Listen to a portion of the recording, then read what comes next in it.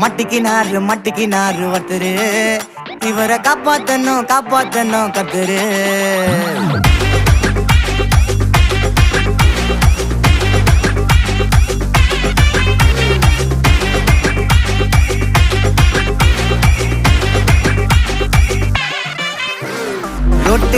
ரொட்டு கடை குருமா, திரும்பி உனக்கு வந்து அச்சுது பாரு கருமா.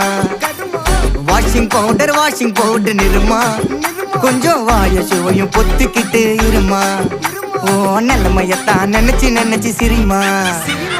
தக்காளி பிசிக்கி தொட்டு மொக்க வாங்கிட்டடா செவுத்த போய் நக்கு. ஐபிஎல் கப்பு நான் வாங்கி தரேன் லாலிபப்பு சப்பு. நீ சோத்தல தான் போடுறியா உப்பு.